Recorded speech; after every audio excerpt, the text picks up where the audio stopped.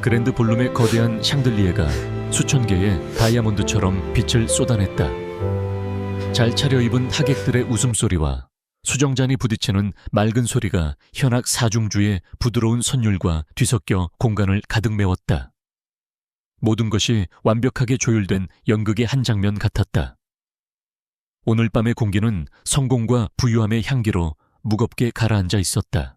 그 연극의 주인공은 단연 K-TEC 솔루션의 대표 강지훈이었다. 흠잡을 데 없이 재단된 짙은 남색 턱시도가 그의 다부진 어깨와 냉철한 이미지를 더욱 돋보이게 했다. 그는 국내 최고 보안 기업의 수장답게 한 치에 흐트러짐 없는 모습으로 하객들의 인사를 받으며 가벼운 미소를 짓고 있었다. 그의 팔짱을 낀 아내 오수진은 샴페인 골드빛의 우아한 드레스를 입고 눈부시게 빛났다. 그녀는 현명하고 아름다운 안주인의 역할을 완벽하게 수행하며 남편의 성공을 함께 축하하는 이 자리가 더없이 행복하다는 듯 부드러운 미소를 짓고 있었다. 오늘은 바로 그와 오수진의 결혼 10주년을 기념하는 파티였다. 지우는 입꼬리를 당겨 기계적인 미소를 지었다. 하지만 그 미소는 그의 차가운 눈동자까지 닿지 못했다. 축하의 말들이 웅궁거리는 소음처럼 귓가를 스쳐 지나갔다. 그는 고개를 끄덕이고 잔을 들고 감사를 표했다. 이 모든 동작이 수십 년간 훈련된 로봇처럼 정교하고 무감각하게 이루어졌다. 10년이라는 세월, 사람들은 K-TEC 솔루션의 기적적인 성장과 그의 완벽한 재혼을 부러워했다. 강지훈 대표라는 이름은 냉철한 판단력과 성공의 상징이 되었다. 하지만 그들 중 누구도 이 성공한 CEO의 내면이 얼마나 위태로운 기반 위에 서 있는지 알지 못했다. 지훈에게 이 10년은 아슬아슬하게 쌓아 올린 모래성과도 같았다. 파도가 밀려오면 한순간에 무너져 내릴 것 같은 위태로움. 그 파도의 이름은 한서연이었다. 10년이 지났지만 그 이름은 여전히 그의 발목을 잡는 족쇄처럼 느껴졌다. 첫 번째 아내, 그리고 그의 아이들을 버리고 도망친 여자. 겉으로는 완벽한 재혼 생활이었고 수지는 흠잡을 데 없는 아내였다. 하지만 그의 내면 가장 깊은 곳, 오직 그만이 아는 곳에는 어둡고 축축한 균열이 자리 잡고 있었다. 10년 전 한서연이 사라진 그날로부터 그의 시간은 사실상 멈춰버렸다. 아니, 그는 그 시간을 스스로 봉인해버렸다. 그래서 축하받아야 할 오늘이 그에게는 끔찍했던 과거를 선명하게 상기시키는 잔인한 이정표에 불과했다. 이 화려한 파티는 그녀의 배신 위에 세워진 기념탑처럼 느껴졌다. 그는 이 역겨운 위선을 견뎌내고 있는 중이었다. 모든 것이 거짓말 같았다. 여보, 표정이 안 좋아요. 어디 불편하세요? 수진이 그의 팔을 가볍게 흔들며 걱정스러운 눈빛으로 물었다. 그녀의 목소리가 지훈을 현실로 끌어당겼다. 그녀의 목소리에는 진심 어린 염려가 담겨 있었다. 수진은 언제나 그랬다. 그의 감정을 귀신같이 알아챘다. 지훈은 억지로 미소를 지으며 고개를 저었다. 아니, 잠시 생각할 게 있어서. 당신이야말로 오늘 주인공인데 피곤하지 않아 계속 서 있었잖아. 그는 자연스럽게 화제를 돌리며 아내의 어깨를 감쌌다. 그의 손길은 다정했지만 그 다정함은 철저히 계산된 연기였다. 전혀요. 당신과 함께인데 뭐가 피곤하겠어요. 수진이 그의 가슴에 살짝 머리를 기댔다. 저기 아이들 좀 봐요. 민준이랑 서아 정말 멋지게 컸죠. 우리 아들, 딸이지만 가끔은 놀라요. 그녀의 시선이 파티장 한편으로 향했다. 파티장 구석 10대 아이들이 모여 있는 곳에 18살 민준과 17살 서아가 서 있었다. 민준은 아버지를 닮아 훤칠했지만 서늘한 인상은 수진을 더 닮아 보였다. 서아는 수진의 미소를 그대로 물려받은 듯 밝고 사랑스러웠다. 아이들은 수진을 엄마라고 부르며 스스럼 없이 따랐다. 지우는 아이들을 물끄러미 바라보았다. 모든 것을 가졌다. 돈명의 성공적인 사업, 그리고 새로운 가정.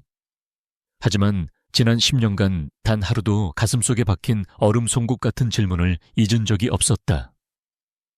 한서연은 정말 그렇게 쉽게 아이들을 버릴 수 있었을까? 그토록 사랑한다던 아이들을. 10년 전 그날 아침의 풍경이 필름처럼 스쳐 지나갔다. K텍가, 지금처럼 거대해지기 전 투자 유치 실패로 부도 직전까지 몰렸던 가장 힘든 시기였다. 그는 밤샘 작업 끝에 새벽녘에야 집에 돌아왔다. 그리고 텅 빈 침실에서 단 한 장의 구겨진 편지를 발견했다. 대호 이상은 못 견디겠어. 당신의 실패와 가난에 질렸어. 나를 찾지 마. 아이들에게도 미안하지만 내 인생이 더 중요해. 알아볼 수 없을 정도로 휘갈겨 쓴 필체. 지독한 배신감이 그의 온몸을 내리쳤다. 그는 주저앉아 그 편지를 몇 번이고 다시 읽었다. 옆방에서 아이들이 엄마를 찾으며 울부짖는 소리가 들렸다. 8살 민중과 7살 서아. 그는 아이들을 끌어안고 아무 말도 해줄 수 없었다. 그렇게 한서연은 두 아이와 파산 직전의 남편을 버리고 빚쟁이들에게 쫓기듯 야반도주했다. 최소한 그는 그렇게 믿었다. 경찰에 실종 신고를 했지만 가출로 종결되었다. 그녀의 흔적은 어디에도 없었다. 지우는 배신감과 분노로 무너졌다. 그는 그녀가 자신의 무능력과 가난을 견디지 못하고 떠났다고 결론지었다. 그 편지는 그녀가 아이들보다 자신의 안위를 택했다는 명백한 증거였다. 지독한 절망 속에서 그의 곁을 지킨 것은 당시 그의 비서였던 오수진이었다. 그녀는 묵묵히 그의 뒤를 돌보며 엄마를 잃고 방황하던 어린 두 아이를 따뜻하게 감쌌다. 그녀는 서툰 솜씨로 아이들의 밥을 챙기고 밤에는 잠든 지훈의 곁을 지켰다. 지훈은 그녀의 헌신적인 모습에서 구원을 보았다. 서연이 남긴 상처를 덮어줄 유일한 사람이라 믿었다. 수지는 서연과 달랐다. 그녀는 그의 성공 가능성을 믿어 의심치 않았고 그의 곁을 묵묵히 지켰다. 그녀의 존재 자체가 그에게는 재기할 힘이 되었다. 그리고 1년이 채 지나지 않아 그는 수진과 재혼했다. 세상은 너무 빠른 재혼이라 수군거렸지만 지우는 아이들에게 새로운 엄마가 자신에게는 안정이 필요했다. 수진은 완벽한 아내이자 엄마가 되어주었고 기적처럼 K텍는 위기를 극복하고 비약적으로 성장했다. 그 후 10년. 한서연의 존재는 집안에서 금기어처럼 사라졌다. 아이들은 수진을 친엄마처럼 따랐고 지우는 일에만 몰두했다. 그는 배신당한 과거를 보상받기라도 하듯 만 보고 달렸다. K텍는 업계 1위가 되었고 그는 모든 것을 손에 넣었다. 박 회장님 오셨네요. 인사드리고 올게요. 수진의 목소리가 다시 한번 그의 상념을 깨뜨렸다. 지우는 고개를 끄덕이며 다시 한번 완벽한 남편의 가면을 썼다. 그는 재계의 거물인 박 회장에게 다가가 정중하게 허리를 숙였다. 에오허, 강 대표, 축하하네. 벌써 10주년이라니 세월 참 빨라.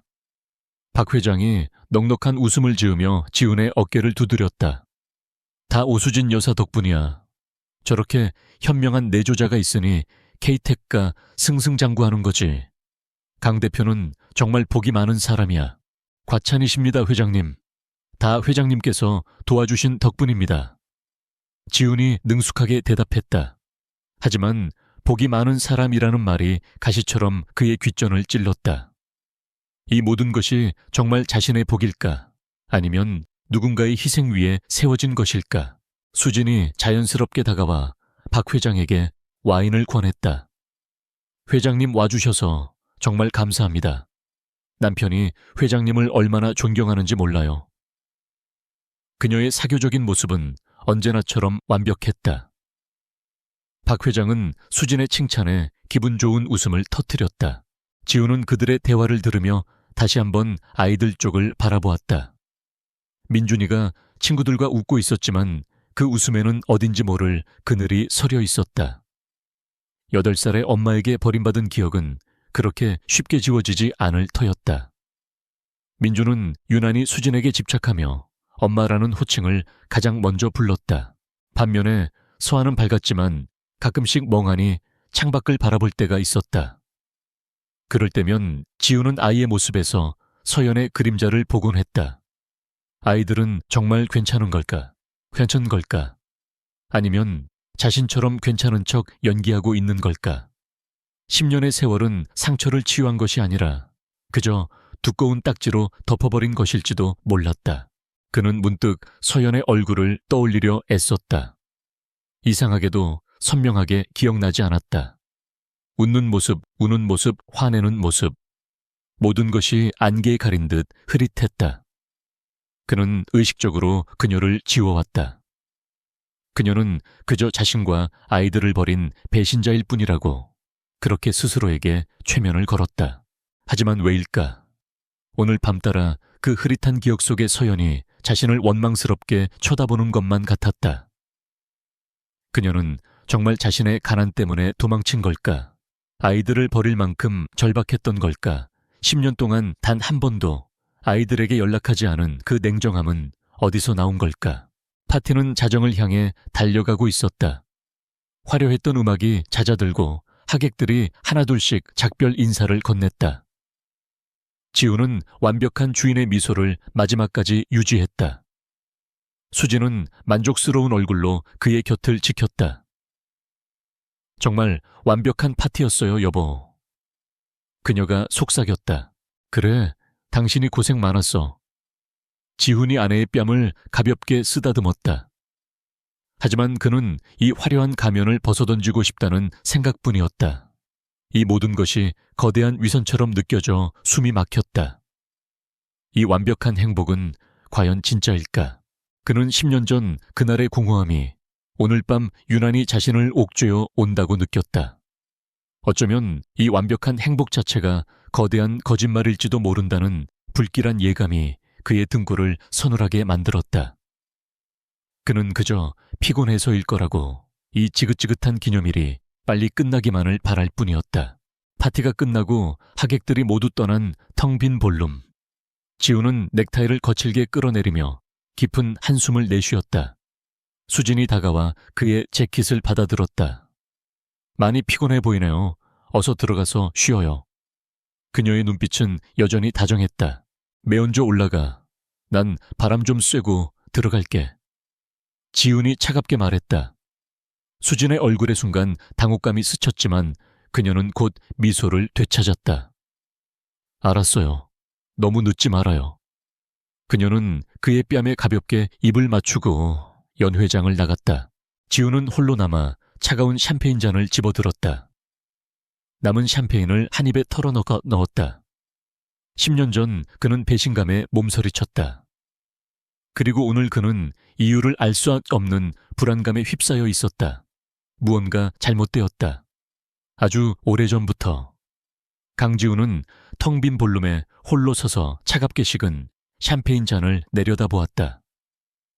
방금 전까지 울려 퍼지던 소음과 음악이 거짓말처럼 사라지고 정막만이 무겁게 그를 짓눌렀다. 완벽하게 연출된 10주년 기념 파티는 끝났지만 그의 내면을 휘젓는 불쾌한 감정은 이제 시작이었다. 그는 이 연극 같은 삶에 지독한 피로감을 느꼈다. 호텔 로비를 가로지르는 그의 구둣발 소리가 유난히 크게 울렸다. 자동문이 열리자 차갑고 축축한 밤 공기가 훅 끼쳐왔다. 파티가 시작될 무렵에는 맑았던 하늘이 그가 연회장에서 위선을 연기하는 동안 잔뜩 찌푸려져 있었다. 그리고 지금 마치 하늘의 구멍이라도 뚫린 듯 거센 비가 쏟아지고 있었다. 회장님. 김 기사가 검은색 대형 세단의 뒷문을 열며 깍듯하게 인사했다. 지우는 고개만 까딱하고 젖은 공기를 피해 차 안으로 몸을 실었다. 부드러운 가죽 시트가 몸을 감쌌지만 마음은 조금도 편안해지지 않았다. 집으로. 그의 목소리는 빗소리에 묻힐 만큼 낮게 잠겨 있었다. 차는 물보라를 일으키며 미끄러지던 도로로 진입했다. 와이퍼가 쉴 새 없이 움직이며 흐릿한 도시의 불빛을 닦아냈지만 창밖의 풍경은 온통 번지고 일그러져 보였다. 지우는 넥타이를 거칠게 풀어헤치고 시트에 머리를 기댔다. 눈을 감자 다시 오수진의 완벽한 미소와 아이들의 웃음소리. 그리고 10년 전 그날의 텅 빈 방이 교차하며 떠올랐다. 그는 왜 이토록 불안한 것일까? 모든 것을 가졌는데도 불구하고 이 모든 것이 한순간에 사라질 것 같은 근원 모를 공포가 엄습했다. 한서연. 그녀를 잊었다고 생각했다. 아니, 증오로 그 기억을 덮어버렸다고 믿었다. 하지만 오늘 밤 그 이름은 10년의 세월을 뛰어넘어 그의 심장을 다시 움켜쥐고 있었다. 그녀는 지금 어디서 무엇을 하고 있을까? 10년 전 그 지옥 같던 날, 자신과 아이들을 버리고 떠날 만큼 절박했던 이유가 정말 가난이었을까? 그는 단 한 번도 그 편지의 내용을 의심하지 않았다. 아니, 의심하고 싶지 않았다. 그것을 의심하는 순간 지난 10년간 그가 쌓아 올린 모든 것이 흔들릴 것만 같았다. 차가 강남의 화려한 불빛을 벗어나 조금 더 한적한 주택가로 접어들었다. 빗줄기는 더욱 거세져 차 지붕을 세차게 두드리는 소리가 음악처럼 울렸다. 지훈이 사는 최고급 빌라로 가기 위해서는 낡은 다세대 주택들이 밀집한 구역을 지나야 했다.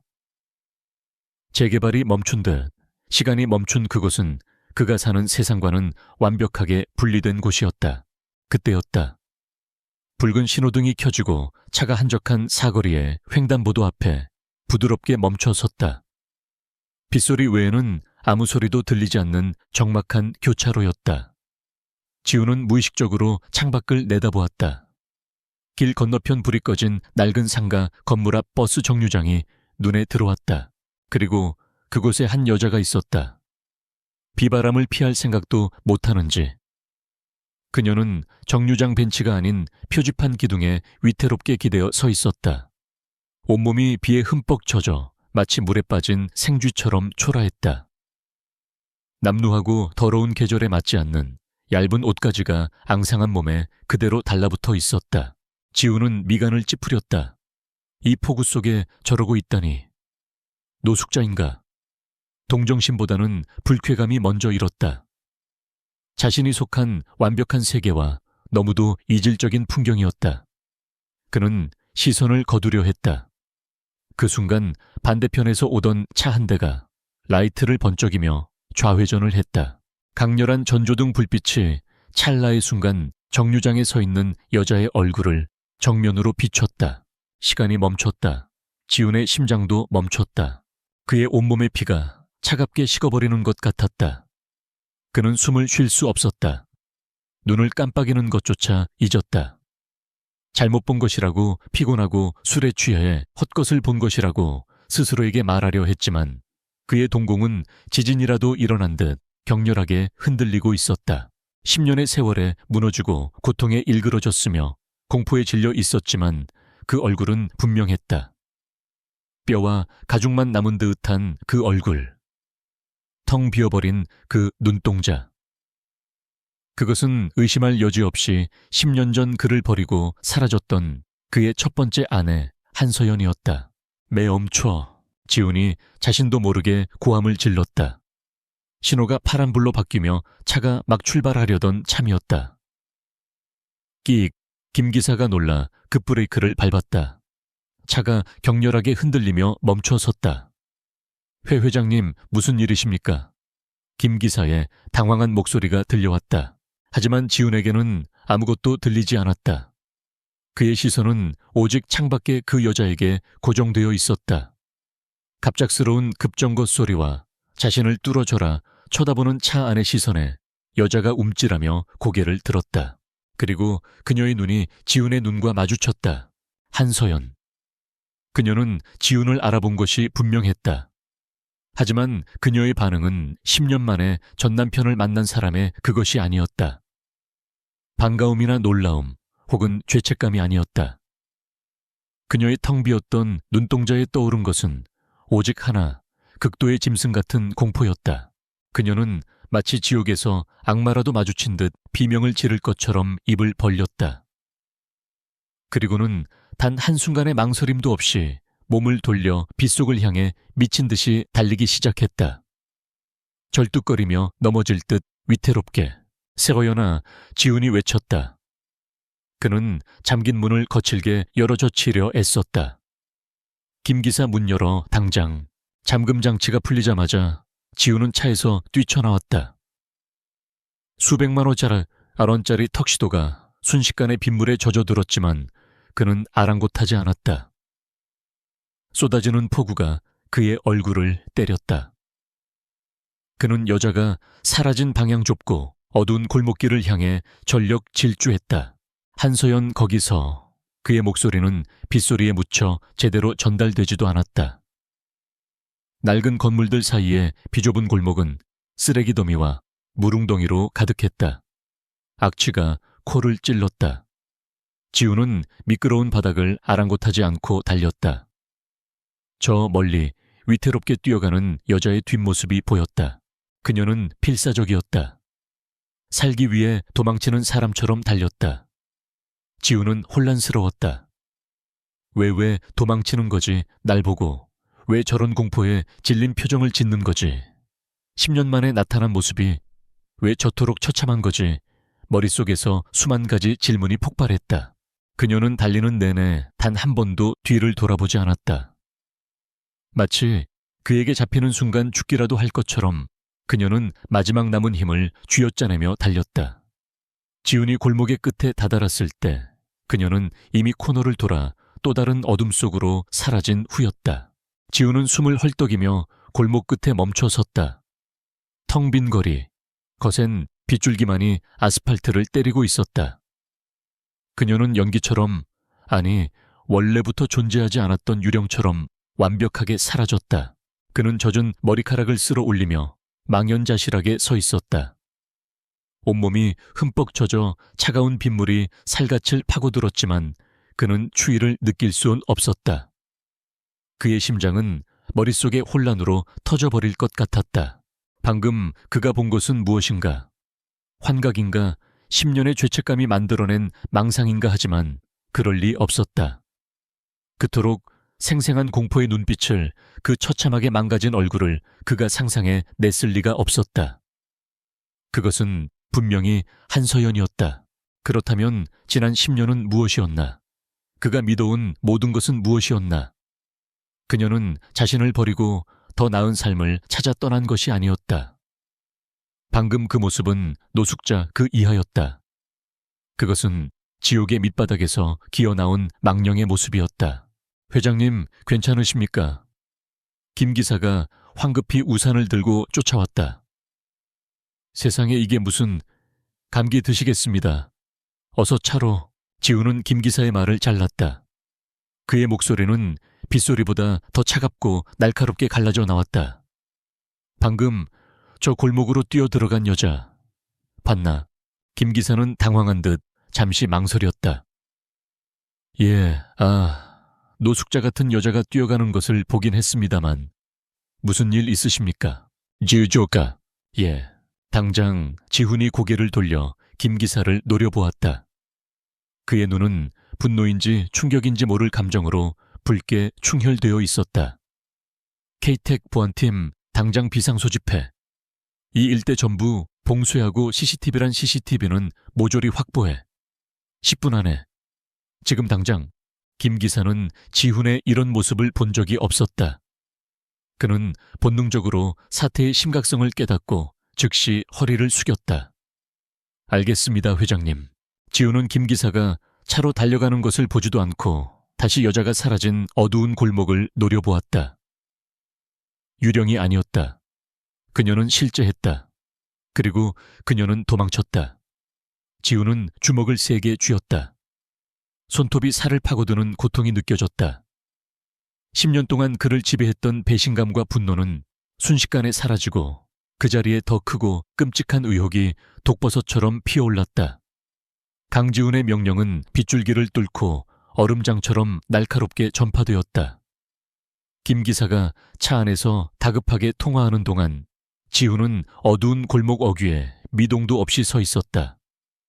비에 젖은 턱시도는 이미 몸에 감겨 흉측한 몰골이 되었지만 그는 전혀 개의치 않았다. 그의 모든 감각은 방금 전 사라진 그 처참한 형상을 쫓고 있었다. K텍 솔루션의 보안팀은 군대처럼 움직였다.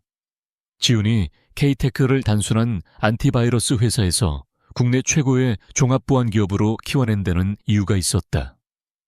그들은 물리적 보안과 사이버 보안 모두에서 최고 수준의 전문가들이었다.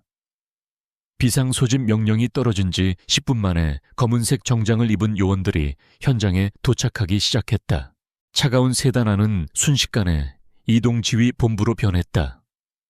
지훈은 젖은 재킷을 벗어던지고 셔츠 바람으로 노트북 화면을 노려보았다.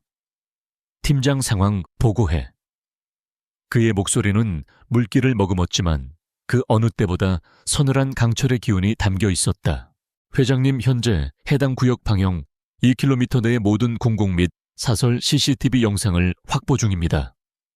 초기 분석 결과 용의자, 아니 그 여성분은 골목을 빠져나온 뒤 대로변을 피하고 의도적으로 사각지대만을 골라 이동하고 있습니다. 화면에 여러 개의 영상이 동시에 떠올랐다. 지훈은 마른 침을 삼켰다. 영상 속의 모습은 더 처참했다. 그녀는 그림자처럼 움직였다. 단순한 노숙자가 아니었다. 오랫동안 누군가를 피해 도망다닌 사람의 본능적인 움직임이었다. 그녀는 카메라의 각도를 정확히 알고 있는 듯했다. 추적 중인 요원들은 세가의 조가 뒤를 쫓고 있습니다만 대상이 워낙 지리에 익숙하고 예측 불가능하게 움직여 고전 중입니다. 마치 이 일대에서 오랫동안 생존해 온 것 같습니다. 팀장의 목소리에는 당혹감이 묻어났다. 지훈은 입술을 깨물었다. 10년 동안 저렇게 살아왔다는 말인가. 그때 한 요원의 다급한 목소리가 통신을 뚫고 들어왔다. 대상 확인 C구역 재개발 예정지 인근 낡은 병원 건물로 진입했습니다. 병원 지훈이 방문했다. 위치 전송해. 당장 내비게이션 화면에 위치가 찍혔다. 서울 외곽, 지금 그들이 있는 곳에서 차로 약 15분 거리. 새희망 정신병원. 지금은 거의 운영을 하지 않아 폐쇄된 것으로 알려진 곳이었다. 심장이 불길하게 요동쳤다. 왜 하필 정신병원이지? 김 기사 그쪽으로 가. 최대한 빨리. 지훈이 외쳤다. 차가 빗길을 가르며 미친 듯이 질주했다. 지훈은 뒷좌석에서 계속해서 상황을 보고받았다. 요원들이 병원 건물을 포위했지만 내부는 미로처럼 복잡하고 전기가 끊겨 진입이 어렵다는 보고가 올라왔다. 차가 목적지에 도착했을 때 지훈의 눈앞에 나타난 것은 거대한 흉물이었다. 빗속에 서 있는 낡은 7층짜리 병원 건물은 음산한 기운을 내뿜고 있었다. 깨진 유리창과 담쟁이 덩굴이 건물을 뒤덮고 있었다. 이곳은 병원이 아니라 거대한 무덤처럼 보였다. 회장님, 위험합니다. 저희가 먼저 진입. 비켜. 지훈은 팀장의 말을 자르고 차에서 내렸다. 그는 트렁크에서 강력한 손전등을 꺼내 들었다. 최정의 3명만 나를 따라와. 나머지는 건물을 완벽하게 포위해. 쥐새끼 한 마리도 빠져나가지 못하게. 병원 로비는 아수라장이었다. 썩은 소파와 부서진 접수대 잔해가 빗물과 뒤섞여 악취를 풍겼다. 지훈은 손전등으로 어둠을 갈랐다. 빗줄기 끝에 먼지 쌓인 복도가 끝없이 이어졌다. 흩어져서 찾아 3층부터 아래로 내려간다. 조금이라도 이상한 점이 있으면 즉시 보고해. 요원들이 흩어지고 지훈은 홀로 축축하고 어두운 복도를 걸었다. 발밑에서 깨진 유리 조각이 밟히는 소리가 섬뜩하게 울렸다. 10년 전 그토록 다정하고 웃음 많던 아내. 아이들을 끔찍이 사랑했던 그녀. 그런 그녀가 왜 이런 지옥 같은 곳에 숨어든 것일까? 그는 3층과 2층을 샅샅이 뒤졌지만 아무것도 없었다. 텅 빈 병실 녹슨 침대 프레임 흩어진 서류들만이 10년 전의 배신감을 비웃는 듯 했다. 날 찾지 마. 내 인생이 더 중요해. 편지의 내용이 머릿속을 맴돌았다. 만약 그 편지가 사실이라면 그녀가 왜 이런 비참한 모습으로 도망쳐야 하는가? 1층으로 내려왔을 때였다. 지훈은 복도 끝 지하 검사실이라고 쓰인 낡은 표지판을 발견했다. 지하로 내려가는 계단은 철문으로 막혀 있었고 거대한 자물쇠가 걸려 있었다. 하지만 자세히 보니 자물쇠는 최근에 사용한 듯 기름때가 묻어 있었다. 팀장 1층 지하 입구다. 당장 이쪽으로 지훈이 무전으로 외치며 어깨로 철문을 강하게 밀쳤지만 문은 꿈쩍도 하지 않았다. 젠장. 그는 요원들이 가져온 절당이를 받아들었다. 요란한 쇳소리와 함께 불꽃이 튀었다. 자물쇠가 잘려나가고 무거운 철문이 끼익 소리를 내며 열렸다. 코를 찌르는 곰팡내와 오물 냄새가 훅 끼쳐왔다. 지우는 잠시 숨을 참았다. 그 냄새 속에 아주 희미하지만 분명한 공포의 냄새가 섞여 있었다. 그는 망설임 없이 어두운 계단 아래로 발을 내디뎠다. 지하는 완벽한 어둠이었다. 손전등 불빛이 닿는 곳만 겨우 형태를 분간할 수 있었다. 물이 고인 복도를 지나자 여러 개의 방이 나타났다. 대부분의 문은 열려 있었지만 복도 가장 끝에 있는 방 하나만 굳게 닫혀 있었다. 문에는 작은 식판 투입구 외에는 아무것도 없었다. 지우는 천천히 그 문으로 다가갔다. 심장이 가슴을 찢을 듯이 뛰었다. 그는 자신의 손이 미세하게 떨리고 있음을 느꼈다. 10년의 분노와 배신감이 알 수 없는 공포로 변해 그를 덮쳤다. 그는 문고리를 잡았다. 잠겨있지 않았다. 문이 열리는 소리가 지하의 정적을 갈랐다. 그리고 그는 보았다. 방은 2평 남짓한 독방이었다. 창문 하나 없었고 구석에는 악취를 풍기는 양동이가 전부였다. 그리고 그 반대편 구석 더러운 매트리스 위에 한 여자가 웅크리고 있었다. 비에 젖은 옷은 이미 반쯤 벗겨져 있었고 앙상하게 마른 몸은 살아있는 사람의 것이라고 믿기 어려웠다. 그녀는 문이 열리는 소리에 고개를 들었다. 어둠 속에서 두 개의 눈동자가 짐승처럼 빛났다. 그녀는 손전등 불빛에 눈이 부신 듯 팔로 얼굴을 가렸다. 그리고 지훈의 모습을 확인한 순간 그녀의 얼굴은 극도의 공포로 일그러졌다.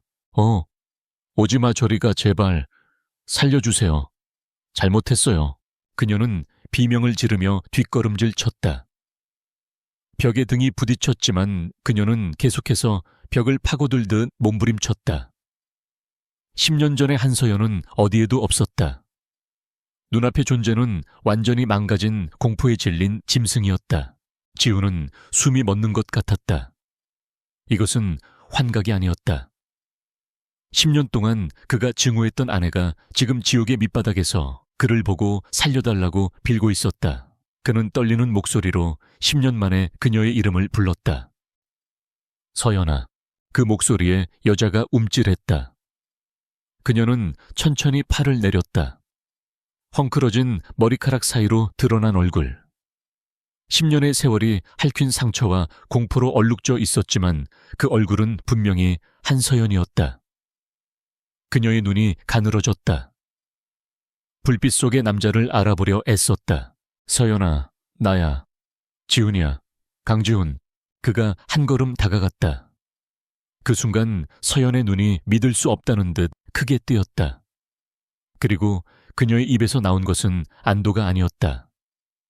그것은 절규에 가까운 비명이었다. 안 돼, 안 돼. 왜 당신이 여기 있어? 도망쳐. 제발, 도망쳐. 그들이 당신을 보면 당신도 죽어, 어서. 그녀는 미친 사람처럼 소리치며 바닥에 있던 플라스틱 물병을 집어 던졌다. 지우는 그 자리에 얼어붙었다. 그녀는 그를 원망하지 않았다. 그녀는 그를 두려워하지도 않았다. 그녀는 그를 걱정하고 있었다. 무슨 소리야, 서연아. 누가 당신을 죽여 도망치라니. 무슨 말이야. 그는 혼란 속에서 그녀에게 다가갔다. 그리고 그녀의 앙상한 손목을 잡았다. 그녀가 몸부림쳤다. 놓으세요, 제발. 제발, 나 때문에 당신까지. 그때 지훈의 손전등 불빛이 그녀의 손목을 비췄다. 낡은 옷소매 아래로 시퍼렇게 멍들고 오래된 흉터로 뒤덮인 피부가 드러났다. 그것은 단순한 상처가 아니었다. 그것은 오랫동안 쇠사슬이나 밧줄에 묶여있던 사람이 가지는 끔찍한 구속의 흔적이었다. 지훈의 머릿속이 하얗게 비었다. 10년 전의 편지, 그녀의 배신, 수진과의 재혼. 이 모든 것이 거대한 망치로 머리를 내려친 듯 산산조각 났다. 그는 떨리는 손으로 그녀의 어깨를 붙잡았다. 서연아, 말해. 10년 전에 무슨 일이 있었던 거야? 당신 도망친 게 아니었어. 한서연은 그의 눈을 바라보며 미친 듯이 고개를 저었다. 그녀의 눈에서 10년 동안 말라붙었던 눈물이 터져 나왔다. 그녀는 그의 셔츠를 쥐어뜯듯 붙잡았다. 도망친 게 아니야. 그녀의 목소리는 쇳소리처럼 갈라져 나왔다. 그들이 날 잡았어. 10년 동안 날 여기에 가뒀어. 지훈 씨, 나 버린 게 아니야. 순간 지훈의 눈앞이 캄캄해졌다. 그는 비틀거렸다. 10년 동안 그녀는 이 지옥 같은 곳에 갇혀 있었다. 자신이 완벽한 재혼 생활을 즐기고 케이텍의 성공을 축하하는 동안 그녀는 이 차가운 지하 독방에서 짐승처럼 갇혀 있었다. 그는 울고 있었다. 뜨거운 눈물이 빗물과 뒤섞여 뺨을 타고 흘러내렸다. 그것은 배신감에 대한 눈물이 아니었다. 그것은 자신의 어리석음에 대한, 그리고 그녀가 겪었을 상상조차 할 수 없는 고통에 대한 끔찍한 진실 앞에서 터져나온 통곡이었다. 강지훈은 떨리는 한서연의 몸을 자신의 젖은 턱시도 재킷으로 감쌌다. 괜찮아. 이제 다 괜찮아, 서연아. 그는 10년 만에 처음으로 그녀의 이름을 다정하게 불렀지만 목소리는 끔찍한 현실의 무게에 눌려 거칠게 찢어졌다. 그는 그녀를 조심스럽게 안아들었다. 10년의 세월이 그녀에게서 모든 것을 앗아간 듯 그녀는 깃털처럼 가벼웠다. 그의 팔에 안긴 그녀는 기절한 듯 축 늘어져 있었다. 그는 뒤따라온 요원들에게 얼음장처럼 차가운 목소리로 명령했다. 흔적을 지워. 우리가 여기 왔었다는 증거는 아무것도 남기지 마. 모든 기록, CCTV 영상 진입 흔적까지 전부 삭제해. 그는 이것이 단순한 감금 사건이 아님을 직감했다. 10년 동안 한 인간을 완벽하게 숨겨온 범죄. 그 배후에는 그가 상상하는 것 이상의 거대한 무언가가 도사리고 있었다. 차가 도착한 곳은 서울 근교 K텍가 극비리에 운영하는 VVIP용 안가 안지하였다. 외부에는 평범한 전원주택처럼 보였지만 그 내부는 최첨단 보안 시스템과 완벽한 방음, 그리고 최고 수준의 의료시설을 갖춘 요새였다. 지훈은 미리 대기시킨 K텍 전담 의료팀에게 서연을 인계했다. 그는 오직 자신이 절대적으로 신뢰하는 소수의 인원만을 움직였다. 서연은 따뜻한 물로 조심스럽게 씻겨주고 심각한 영양실조와 탈수 증세를 완화하기 위한 링거가 꽂혔다. 깨끗한 환자복으로 갈아입혀진 그녀는 푹신한 침대에 눕혀졌다. 하지만 그녀의 정신은 여전히 지옥에 머물러 있었다. 그녀는 작은 소리에도 경기를 일으켰고 의사의 손길에도 비명을 지르며 몸을 떨었다. 지훈은 특수 유리창 너머로 그 모습을 지켜보며 주먹을 쥐었다. 손톱이 손바닥을 파고들다 못해 피가 배어 나왔다. 의료진이 강력한 진정제를 투여하고 나서야 서연은 겨우 불안한 잠에 빠져들었다. 지훈은 침대 옆 의자에 앉아 잠든 그녀의 얼굴을 내려다보았다. 10년의 세월이 앗아간 아름다움. 뼈만 앙상한 뺨 위로 깊게 팬 고통의 흔적. 그는 자신이 지난 10년간 그녀를 아이들을 버린 배신자라고 부르며 증오했던 것을 떠올렸다. 그 증오가 면도날이 되어 자신의 심장을 저미는 듯했다. 그는 자신이 얼마나 어리석었는지, 얼마나 잔인했는지 깨달았다. 그 조작된 편지 한 장, 왜 더 깊이 파고들지 않았을까? 왜 그렇게 쉽게 그녀가 아이들을 버렸다고 믿어버렸을까? 아니, 그는 어쩌면 믿고 싶었던 것인지도 모른다. 자신의 무능력과 파산 위기에서 도망친 아내라는 설정이 그가 재기하고 오수진과 새로운 삶을 시작하는데 가장 편한 변명거리였기 때문이다. 그는 진실을 외면했다. 이틀이 지났다. 서연은 집중적인 영양 공급을 받으며 조금씩 기력을 회복했지만 그녀의 기억은 여전히 지독한 트라우마 속에 갇혀 조각나 있었다. 그녀는 끔찍한 악몽에 시달리며 비명을 질렀고 깨어있을 때조차 현실과 과거를 구분하지 못하고 멍하니 허공을 응시했다. 지우는 꼬박 이틀 밤을 그녀의 곁에서 세웠다. 그는 회사의 모든 일을 중단시켰다. 지금은 오직 진실만이 중요했다. 서연아. 그가 조심스럽게 잠에서 깬 그녀의 손을 잡았다. 서연이 반사적으로 손을 빼려다 그가 지우님을 확인하고는 공포에 질려 떨기 시작했다. 괜찮아. 여긴 안전해. 아무도 없어. 나만 있어. 그가 부드럽게 그녀를 안심시켰다. 누가 당신을 이렇게 만들었어? 말해줘. 내가 전부 갚아줄게. 그녀의 눈이 다시 공포로 흔들렸다. 안 돼. 말하면 안 돼. 그 사람 악마야. 당신도 죽일 거야. 아이들도. 그녀가 짐승처럼 으르렁거리듯 속삭였다. 그녀는 자신보다 지훈과 아이들을 먼저 걱정하고 있었다. 10년의 지옥 속에서도 그녀는 가족을 잊지 않았던 것이다. 누구냐고 지훈이 참지 못하고 언성을 높였다. 그의 절박함이 그녀에게 전해졌을까? 서연이 움찔하며 눈을 감았다. 그녀는 공포에 질려 거의 들리지 않는 목소리로 그 이름을 내뱉었다. 양태석, 태하그룹, 양태석 회장. 그 이름이 나오는 순간 지훈의 뇌는 차갑게 얼어붙었다. 양태석 회장, 10년 전 K텍가 아직 작은 벤처기업일 때 회사의 핵심 기술을 통째로 훔치려다 지훈에게 발각되었던 인물. 지훈은 그의 비리를 업계에 폭로했고 양태석은 그 대가로 막대한 손해를 입고 불명예를 안았다. 지훈은 양태석이 자신에게 앙심을 품고 있다는 것은 알았지만 그것이 이런 끔찍하고 비인간적인 복수로 이어졌을 줄은 상상조차 하지 못했다. 그 개자식이 지훈의 눈에 핏발이 섰다. 그는 서연을 납치함으로써 지훈의 정신을 무너뜨리고 그가 가장 약해진 틈을 타 회사를 집어삼키려 했던 것이다. 하지만 그는 실패했고 지훈은 오수진의 도움으로 재기했다. 양태석, 그것만으로도 충분히 충격적이었다. 하지만 서연의 이야기는 거기서 끝나지 않았다. 그녀는 고통스럽게 조각난 기억의 파편들을 맞추고 있었다.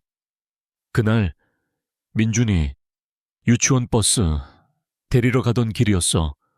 골목에서 갑자기 검은 차가 날 들이받았어. 그리고 사람들이 날 끌어냈어. 그녀는 숨을 헐떡였다. 정신을 차렸을 땐 어두운 창고였어. 양태석이, 그 사람이 내 앞에 서 있었어. 비웃고 있었어. 강지훈이 감히 내 앞길을 막아 그 대가를 치러야지. 라고. 그녀는 몸을 떨었다. 그리고 그 편지, 그 사람이 내 손을 꺾을 것처럼 잡고 억지로 쓰게 했어. 민준이랑 서아, 아이들, 목숨을 담보로. 지우는 이가 갈렸다. 그럼 그 병원으로는 어떻게? 모르겠어. 약에 취하해서 며칠인지도 모르게. 하지만 그 창고에서 다른 사람이 있었어. 나를 감시하던 여자였어. 지훈의 심장이 바닥으로 떨어지는 것 같았다. 여자, 목소리만 들었어. 그리고 향수 냄새, 아주 진한 자스민 향수 냄새. 서연은 고통스럽게 머리를 쥐어짰다. 그 여자가 내 손에서 결혼 반지를 빼앗아 갔어. 그리고 내 가방도. 그걸 가지고 집에 현장을 꾸미러 간다고 했어. 당신이 날 영원히 증오하게 만들 거라고. 지우는 숨이 멎었다. 자스민 향수, 아주 진한. 그가 기억하는 한 지난 10년간 오수진이 유일하게 고집해온 향수였다. 그녀는 그 향수가 10년 전 지훈이 힘들 때 자신에게 선물했던 첫 선물이라며 각별하게 여겼다. 지훈은 그것이 자신의 성공을 지지해준 그녀에 대한 고마움의 표시라고만 생각했다. 그는 더 이상 견딜 수 없었다. 그는 비틀거리며 방을 나왔다. 복도에 주저앉았다. 구역질이 치밀어 올랐다. 오수진. 지난 10년간 자신을 위로해주던 여자. 엄마를 잃은 아이들을 따뜻하게 감싸주던 여자. 자신의 성공을 누구보다 기뻐해주던 현명한 아내. 그녀가 이 모든 지옥의 공범이었다. 아니, 공범이 아닐지도 몰랐다. 양태석이 서연을 납치할 이유가 복수였다면 오수진이 가담할 이유는 단 하나뿐이었다. 강지훈. 그녀는 그를 사랑했기 때문에 그를 차지하기 위해 그의 아내를 지옥으로 밀어 넣었다. 그녀는 양태석과 손을 잡고 한서연을 납치하고 거짓 편지로 현장을 조작했으며 지훈이 가장 절망한 순간에 천사처럼 다가와 그의 자리를 10년간 차지하고 앉아 있었다. 10년 전 서연이 사라진 그날 야근하던 자신을 찾아와 울며 위로하던 수진의 눈빛을 떠올렸다. 그 눈빛에 숨겨져 있던 것은 연민이 아니라 승리감이었던 것이다. 그는 괴물과 한 침대에서 10년을 살아온 것이었다. 강지훈은 안가 안자를 나서는 순간 가면을 썼다. 48시간 만에 집으로 돌아가는 길, 그의 검은색 세단 내부는 얼음장처럼 차가웠다. 그는 방금 전까지 지옥의 공포를 토해내던 한서연의 곁에 있다가 이제 그 지옥을 설계한 악마가 기다리는 곳으로 돌아가야 했다. 그의 집, 그의 침실, 그의 10년짜리 거짓된 삶의 무대 위로 현관문이 열리고 완벽하게 정돈된 거실이 그를 맞았다. 그리고 그곳에는 변함없이 다정하고 우아한 미소로 그를 기다리는 아내 오수진이 서 있었다. 여보, 며칠 동안 회사에서 밤새우고 대체 무슨 일이기에? 10주년 파티 다음 날부터 이게 뭐예요? 그녀가 걱정스럽다는 듯 다가와 그의 넥타이를 풀며 뺨에 입을 맞췄다. 지훈은 온몸의 근육이 경직되는 것을 느꼈다. 10년 동안 익숙했던 그녀의 청과 그 자스민 향수가 이제는 시체의 악취처럼 역겹게 느껴졌다. 그는 본능적으로 그녀를 밀쳐내고 싶은 충동을 억눌렀다. 대신 그는 훈련된 연기자처럼 피곤에 지친 남편의 모습을 연기했다. 미안해. 긴급한 보안 이슈가 터졌어. 해킹 시도였는데 규모가 좀 컸어. 그는 수진의 어깨를 감싸 안았다. 그녀의 몸이 순간 흠칫하는 것을 느꼈다. 그의 손길이 너무 차가웠기 때문일까? 아니면 너무 기계적이었기 때문일까? 당신이야말로 놀랐겠군. 파티 다음 날부터 남편이 사라졌으니.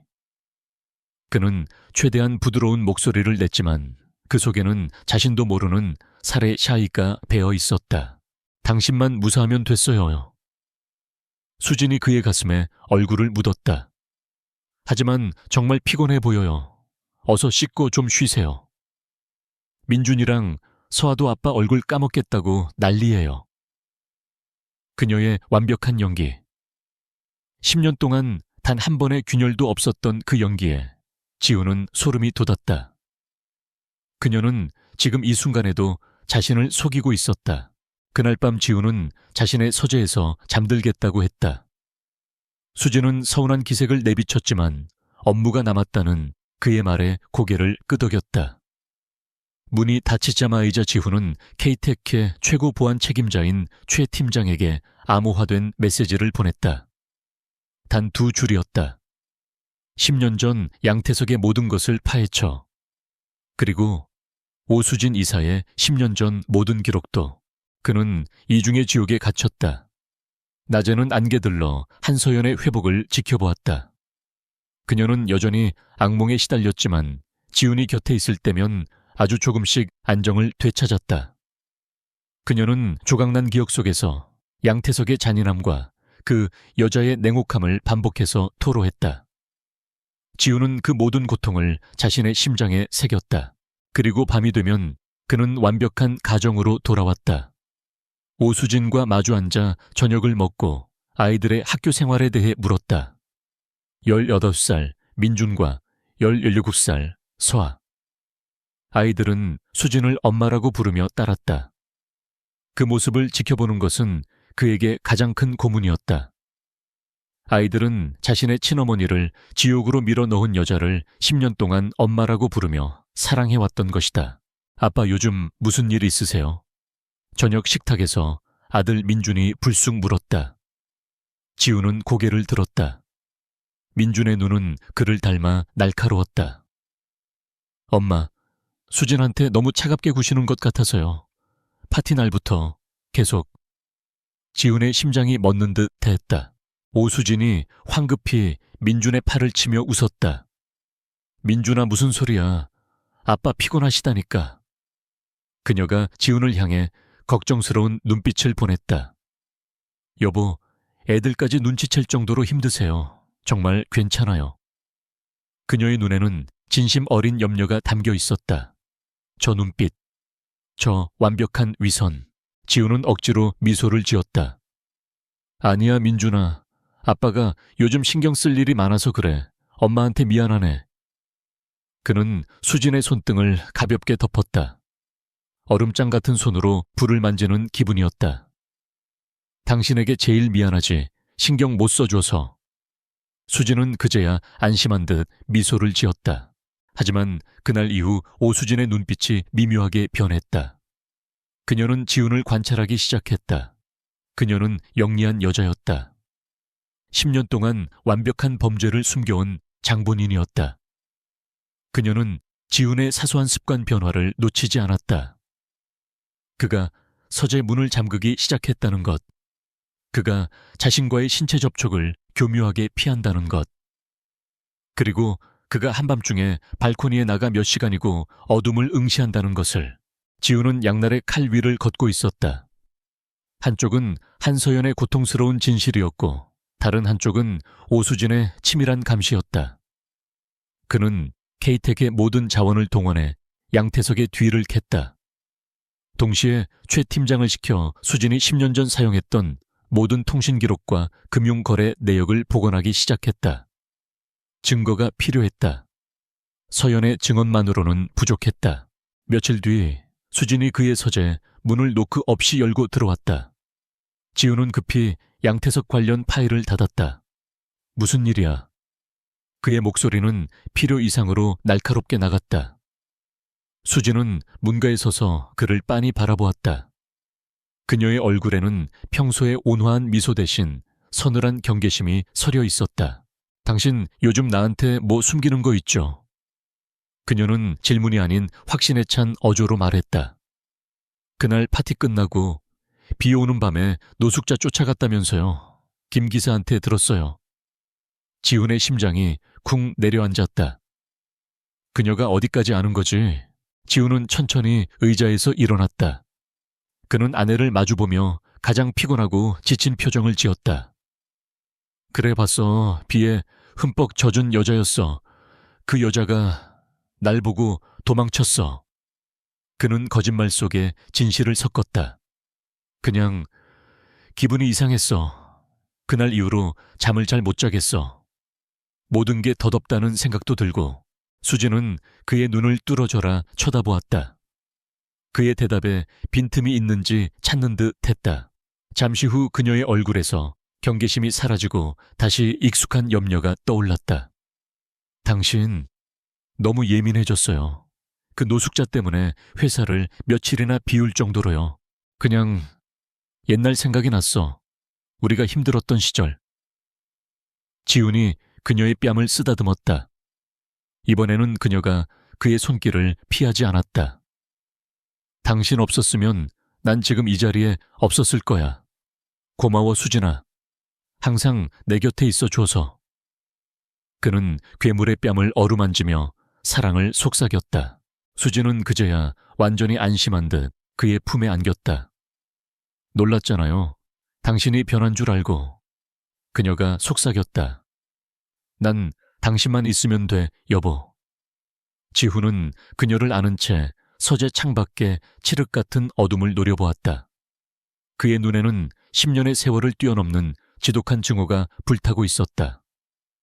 그는 이 괴물을 자신의 손으로 심판대에 세우리라 다짐했다. 오수진은 짙은 선글라스 너머로 VIP 라운지의 창밖을 바라보았다. 늦은 오후에 햇살이 눈부셨지만 그녀의 마음은 칠흑 같은 어둠에 잠겨 있었다. 지난 며칠간 남편 강지훈의 미묘한 변화는 그녀의 완벽했던 10년을 송두리째 흔들고 있었다. 그의 차가운 손길 서재에 잠긴 문, 그리고 그녀를 바라보는 듯하면서도 꿰뚫어 보는 듯한 공허한 시선. 그녀는 그날 밤 강지훈이 쫓아갔다는 노숙자에 대해 뒷조사를 했다. 하지만 아무것도 나오지 않았다. 경찰 기록에도 CCTV에도 그 여자의 행방은 묘연했다.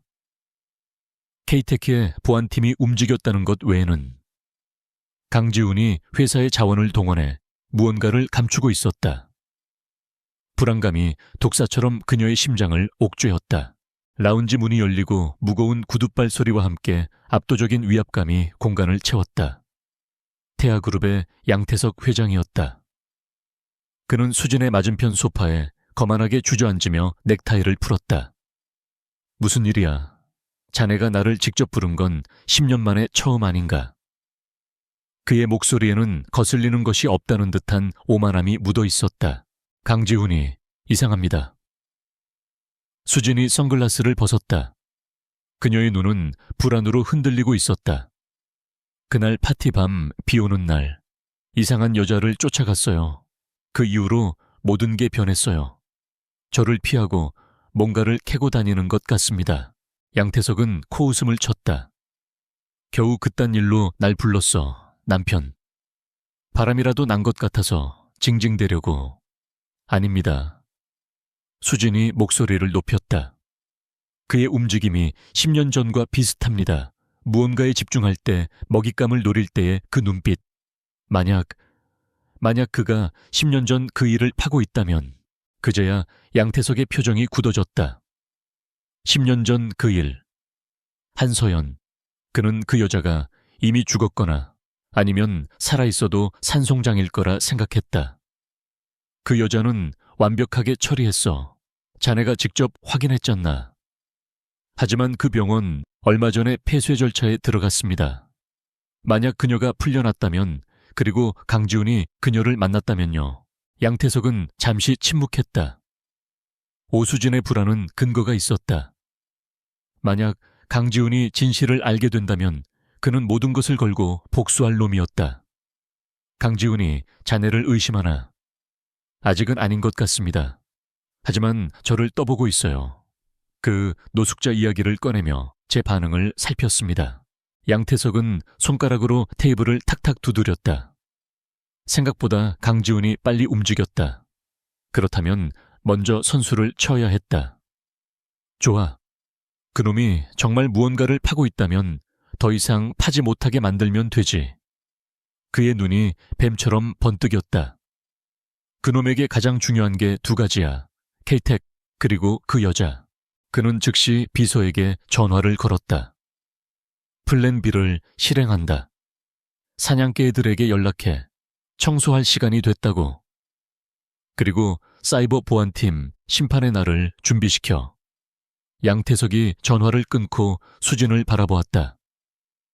강지훈이 정말 꼬리를 잡았다면 그 여자는 지금 K텍에 가장 안전한 곳에 있겠지. 자네 임무는 하나야. 그 안가의 위치를 알아내. 그 시각 K텍 본사 지하 3층의 보안 통제실. 강지훈은 수십 개의 모니터 앞에 서 있었다. 최 팀장의 보고가 이어지고 있었다. 10년 전 오수진 이사의 차명 계좌에서 거액의 현금이 인출되어 태아그룹 측근에게 흘러들어간 정황을 포착했습니다. 또한 한서연 씨가 실종되던 날 오 이사의 휴대폰이 실종 장소 근방 기지국에서 수차례 신호가 잡혔습니다. 예상했던 바였다. 지훈은 차갑게 눈을 감았다. 증거는 명백했다. 그들은 분명 움직일 겁니다. 최 팀장이 긴장된 목소리로 말했다. 양태석은 자신이 코너에 몰리면 극단적인 방법을 쓰는 자입니다. 알고 있어. 지훈이 눈을 떴다. 그의 눈은 분노를 넘어 차가운 결의로 불타고 있었다. 그들이 원하는 대로 판을 깔아주지. 최 팀장 안과 주변의 모든 보안 등급을 최대로 올려. 그리고 본사 방화벽 내가 직접 지휘한다. 지훈은 이것이 양동작전임을 직감했다. 양태석은 K테크를 공격해 자신의 시선을 묶어두고 동시에 안가를 습격해 유일한 증인인 한서연을 제거할 생각이었다. 그리고 바로 그날 자정, 공격은 시작되었다. K테크의 메인 서버에 경고음이 울리기 시작했다. 단순한 해킹 시도가 아니었다. 그것은 전쟁 선포였다. 회장님, 외부에서 대규모 디도스, DDoS 공격이 유입되고 있습니다. 방화벽 1차, 2차, 3차까지 뚫렸습니다. 통제실은 순식간에 아수라장이 되었다. 양태석이 고용한 최정상급 해커팀의 공격이었다. 그들의 목표는 K텍의 핵심 고객 데이터와 보안 시스템 자체를 파괴하는 것이었다. 지훈은 키보드 앞에 앉아 침착하게 명령을 내렸다. 백도어를 열어 공격 트래픽을 가상 서버로 유도해. 그들이 핵심 데이터에 접근했다고 믿게 만들어. 그리고 그들의 진짜 IP를 역추적한다. 이것은 지훈의 전문 연무와 주요 전문 분야였다. 그는 디지털 전장의 지휘관처럼 차갑게 적의 공격을 방어하고 동시에 적의 심장부로 파고들었다. 하지만 이것은 서막에 불과했다. 사이버 전쟁이 한창이던 그 시각 안과 엔자에서는 또 다른 전쟁이 벌어지고 있었다. 어둠을 틈타 침입한 5명의 괴한. 그들은 양태석의 사냥개들로 불리는 전직 특수부대 출신 용병들이었다. 침입자 발생 시구역 전원 무장 상태. 안가를 지키던 K텍 요원들의 다급한 외침이 지훈의 이어폰을 때렸다. 지훈의 심장이 쿵 내려앉았다. 올 것이 온 것이다. 안가 내부의 CCTV 화면이 통제실 모니터에 떠올랐다. 요원들과 침입자들 간의 격렬한 총격전이 벌어졌다. 소음기가 달린 총구에서 불꽃이 번쩍였다. K텍 요원들은 필사적으로 방어했지만 상대는 살인에 특화된 전문가들이었다. 세어연 씨는 지훈이 고함쳤다. 지하 패닝룸으로 이동 중입니다. 하지만 의학 요원 하나의 비명과 함께 화면이 끊겼다. 침입자들이 본관 내부로 진입한 것이다. 지훈은 모니터를 노려보았다. 사이버 공격은 여전히 거셌지만 그것은 이제 그의 관심사가 아니었다. 최 팀장 방어는 자네에게 맡기지. 난 가야겠어. 회장님, 위험합니다. 적들은. 지훈은 이미 통제실을 뛰쳐나가고 있었다. 그는 지하 주차장으로 향하며 안가의 남은 요원에게 마지막 명령을 내렸다. 무슨 일이 있어도 지하 패닝룸 입구를 사수해. 5분. 5분 안에 내가 도착한다. 그가 스포츠카에 시동을 걸었을 때 오수진에게서 전화가 걸려왔다. 지훈은 망설이다 전화를 받았다. 여보, 이 시간에 어디예요? 회사에서 또 무슨 일? 수진아. 지훈이 차가운 목소리로 그녀의 말을 끊었다. 지금 양태석 회장이랑 같이 있나? 수화기 너머로 순간 정적이 흘렀다. 그 짧은 침묵은 10년의 거짓말을 모두 인정하는 자백과도 같았다. 무슨 소리예요, 여보? 내가 왜 양 회장님이랑 이제 곧 알게 될 거야. 지훈은 전화를 끊고 엑셀을 밟았다. 차가 지하 주차장을 뛰쳐나와 밤의 고속도로를 질주했다. 그는 괴물들을 잡기 위해 자신 역시 괴물이 되어야 함을 깨달았다. 강지훈의 본가 평창동의 저택은 숨막히는 정막에 잠겨 있었다. 18살의 민준과 17살의 서한은 거실 소파에 앉아 있었지만 텔레비전 화면 속 화려한 영상은 그들의 눈에 들어오지 않았다. 며칠째 계속되는 아버지의 부재와 평소와 다른 어머니 오수진의 날카로운 긴장감. 아이들은 본능적으로 집안의 공기가 위험하게 변했음을 감지하고 있었다. 엄마, 오늘따라 더 안 좋아 보이시지 않아? 서아가 오빠의 팔을 잡으며 속삭였다. 민주는 미간을 찌푸린 채 고개를 끄덕였다. 10주년 파티 이후 모든 것이 삐걱거렸다. 다정했던 아버지는 얼음장처럼 차가워졌고 완벽했던 어머니는 무언가에 쫓기는 사람처럼 불안해 보였다. 그때였다. 현관문이 거칠게 열리는 소리와 함께 오수진이 비틀거리며 들어왔다. 그녀의 얼굴은 하얗게 질려 있었고 완벽하게 관리되던 머리카락은 헝클어져 있었다. 그녀는 아이들이 거실에 있는 것도 눈치채지 못한 듯 다급하게 어딘가로 전화를 걸며 남편의 서재로 향했다. 전화 받아. 양태석 받으라고. 그녀의 목소리는 평소의 우아함을 잃고 날카롭게 찢어졌다. 아이들은 소파 뒤에 숨어 서로를 바라보았다. 공포가 엄습했다. 태아그룹 양태석 회장 아버지가 가장 경멸하는 그 이름을 왜 어머니가 저토록 다급하게 부르는 걸까? 서재 문이 쾅 닫혔다. 민주는 서아에게 조용히 하라는 손짓을 하고 고양이처럼 걸어 서재 문틈으로 귀를 가져갔다. 서아도 겁에 질린 얼굴로 그 뒤를 따랐다. 당신 미쳤어. 그가 알았어. 강지훈이 전부 알았다고. 수진의 격앙된 목소리가 문틈으로 새어나왔다. 방금 나한테 전화했어. 내가 당신과 함께 있냐고 물었어. 그 눈빛. 그는 모든 걸 알아. 아이들은 숨을 죽였다. 아버지가 무엇을 알았다는 걸까? 안가 습격은 어떻게 됐어? 사냥가 애들은 실패했다고. 그 여자가 아직 살아있다는 소리야. 수진의 목소리는 절규에 가까웠다. 10년이야. 10년 동안 완벽했는데. 한서연, 그 여자가 모든 걸 망치고 있어. 당장 그 여자를 죽여. 강지훈이 그녀와 만나지 못하게 하란 말이야. 민중과 서아는 그 자리에 얼어붙었다. 한서연. 그 이름은 아이들에게 악몽과도 같았다. 자신들을 버리고 도망친 비정한 친어머니. 그런데 지금 자신들이 10년간 사랑해온 엄마 오수진이 그 친어머니를 죽이라고 소리치고 있었다. 10년 동안 완벽했다는 말은 또 무슨 뜻인가? 머릿속이 하얗게 비어버렸다. 세상이 무너지는 소리가 들렸다. 민주는 서아가 비명을 지르려는 것을 알아채고 황급히 동생의 입을 손으로 틀어막았다. 서아의 눈에서 뜨거운 눈물이 쏟아져 민준의 손등을 적셨다. 그때 민준의 주머니에서 진동이 울렸다. 아버지 강지훈이었다. 민준은 떨리는 손으로 전화를 받았다. 아빠, 민준아, 지금부터 아빠 말 잘 들어. 수화기 너머의 아버지 목소리는 쇳소리처럼 거칠고 다급했다.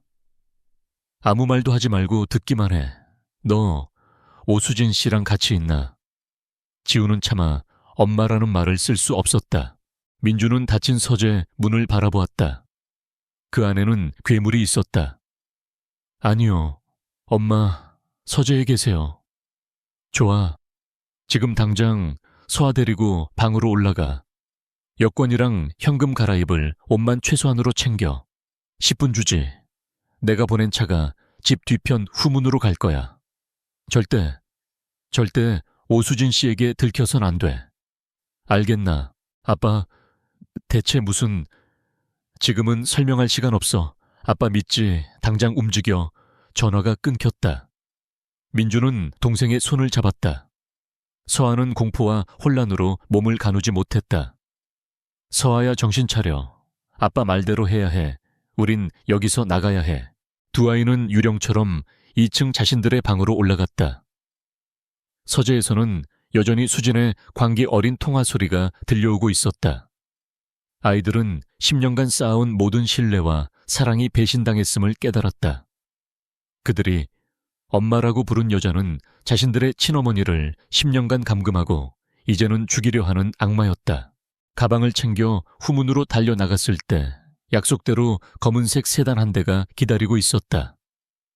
케이테케 최 팀장이었다. 그는 아이들을 재빨리 차에 태우고 어둠 속으로 사라졌다. 그들이 떠난 지 불과 몇 분 뒤 수지는 불길한 예감에 2층으로 올라갔고 텅 빈 아이들의 방을 발견했다. 차가 도착한 곳은 캐택 본사 지하의 또 다른 비밀 안가였다. 지우는 안가 습격에서 한서연을 구출한 직후 이곳으로 피신해 있었다. 피비린내 나는 사투의 흔적이 그의 찢어진 셔츠와 팔에 감긴 붕대에서 드러났다. 아빠, 세화가 울음을 터뜨리며 그에게 달려가 안겼다. 지우는 딸을 끌어안으며 민준을 바라보았다. 아들의 눈은 10년 전 그날처럼 엄마를 잃은 아이의 눈빛으로 돌아가 있었다. 민준아, 다 들었어요. 민준이 떨리는 목소리로 말했다. 엄마가 오수진 씨가 전화하는 거 전부. 지우는 고통스럽게 눈을 감았다. 그는 아이들에게 이 끔찍한 진실을 어떻게 설명해야 할지 몰랐다. 그는 아이들을 데리고 안쪽 방으로 향했다. 너희들이 만나야 할 사람이 있다. 방문이 열리고 아이들은 침대에 앉아있는 앙상한 여자를 보았다. 10년의 세월에 망가졌지만 그 눈빛만은 어딘지 모르게 익숙했다. 여자는 아이들을 보고 숨이 멎는 듯했다. 됐다. 그녀는 이것이 또 다른 환각이나 꿈이라고 생각하는 듯. 됐다. 민준아, 소아야. 그녀의 목소리는 갈라져 있었지만 그것은 분명 10년 전 자신들을 재워주던 그 목소리였다. 한서연이었다. 소아는 뒷걸음질 쳤다. 아니야, 아니야. 당신은 우릴 버렸어. 편지해. 아니야, 소아야. 지훈이 딸의 어깨를 붙잡았다. 그 편지는 가짜였어. 이 사람, 너희 엄마는 10년 동안 갇혀 있었어. 저 여자 오수진과 양태석한테. 진실은 너무나 잔혹했다. 아이들은 그 자리에 주저앉았다. 한소연은 침대에서 내려와 무릎으로 기어가다시피 아이들에게 다가왔다. 그녀는 차마 아이들을 만지지 못하고 10cm 앞에서 떨리는 손을 멈췄다.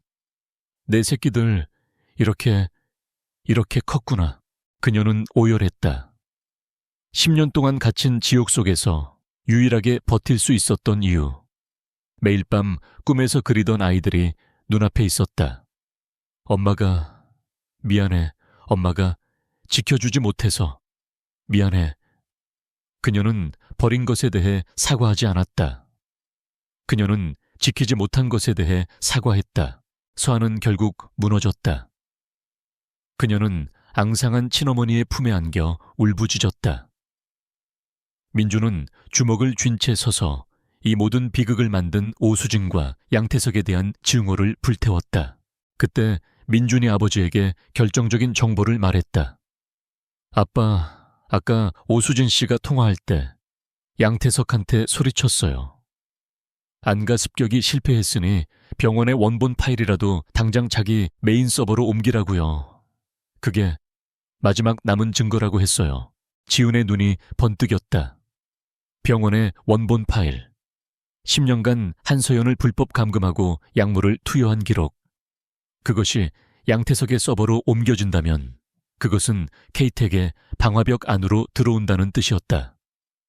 K-텍 본사 지하의 비밀 안가. 공기는 차갑고 팽팽한 긴장감으로 가득했다. 민준이 전한 병원의 원본 파일이라는 정보는 강지훈에게 마지막 방역의 열쇠를 쥐어주었다. 양태석과 오수진은 자신들의 마지막 증거를 가장 안전하다고 믿는 양태석의 메인 서버로 옮기려 하고 있었다. 그것은 그들의 가장 치명적인 실수였다. 지훈은 한서연과 아이들을 안가의 가장 깊숙한 곳에 머무르게 했다. 서연은 여전히 불안정했지만 10년 만에 만난 아이들의 존재는 그녀에게 꺼져가던 삶의 의지를 다시 불태우고 있었다. 지훈은 잠든 아이들의 얼굴을 잠시 바라본 뒤 차가운 결의를 다지며 임시 통제실로 향했다. 초회 팀장, 지금부터 전쟁이다. 지훈의 목소리는 한치의 감정도 실려있지 않았다. 통제실에는 K-텍의 최고 정예 사이버 보안팀 5명만이 모여 있었다. 목표는 태아그룹 메인 서버. 양태석이 그 병원 파일을 전송받는 순간 그 틈을 비집고 들어간다. 최 팀장의 얼굴이 굳어졌다.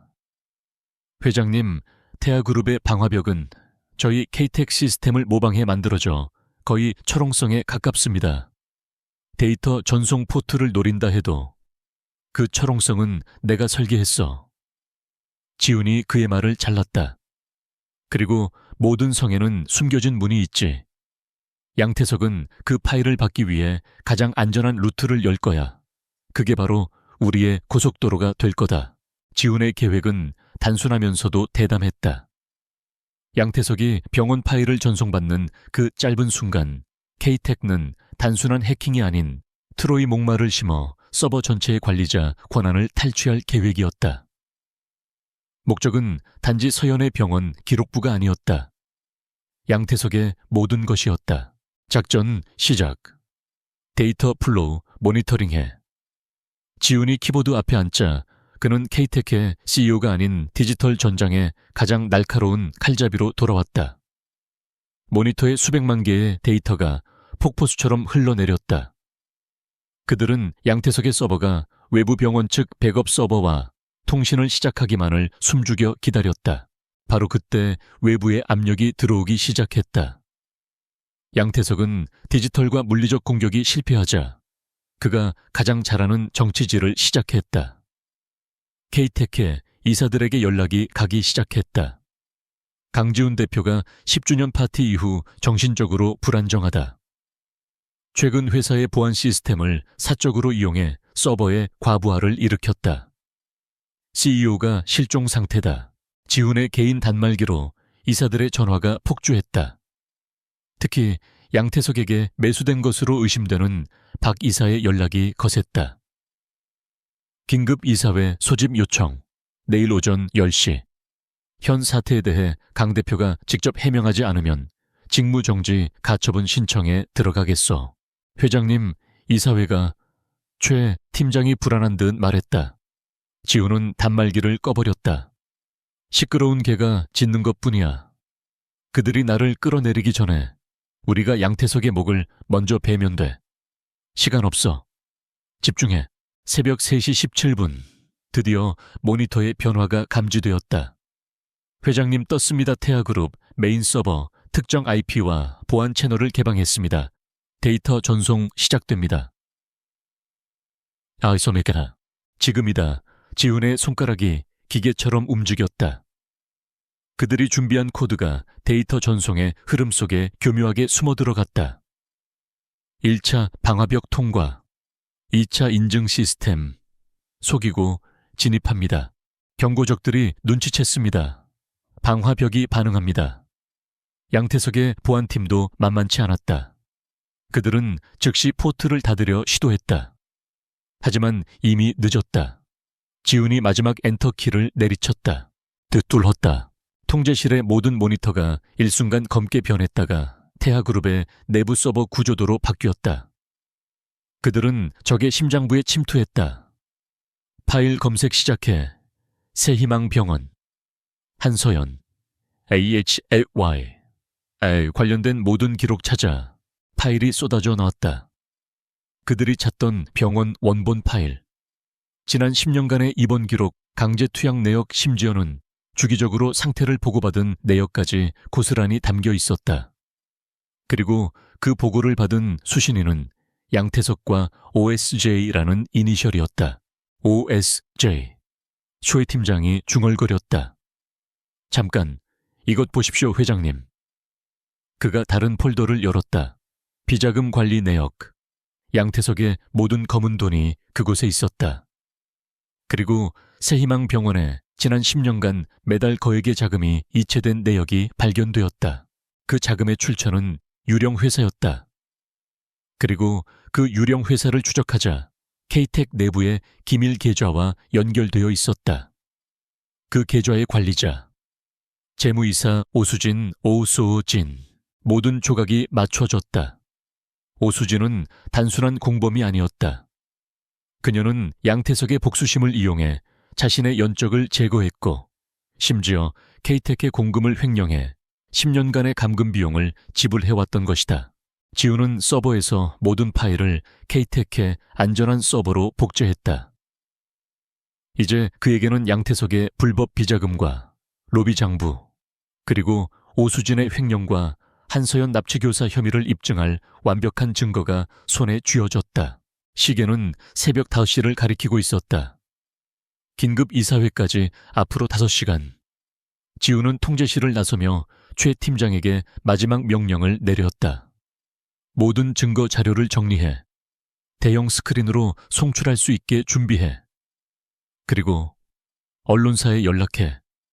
내일 오전 10시 K테크 대강당에서 긴급 기자회견을 연다고. 오전 10시 K테크 본사 1층 대강당. 이곳은 원래 신제품 발표나 대규모 컨퍼런스를 위한 공간이었지만 오늘만큼은 거대한 심판대처럼 보였다.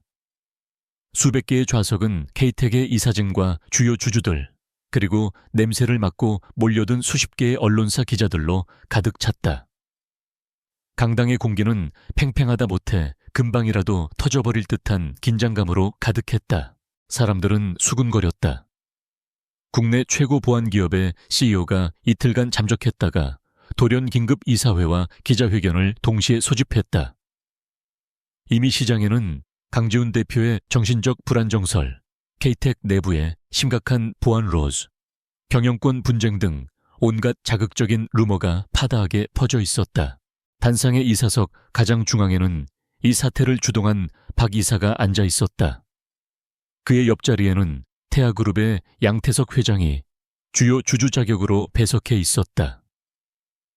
양태석은 이 모든 상황이 자신의 계획대로 흘러가고 있다는 듯 여유로운 미소를 지으며 기자들의 플래시 세례를 받고 있었다.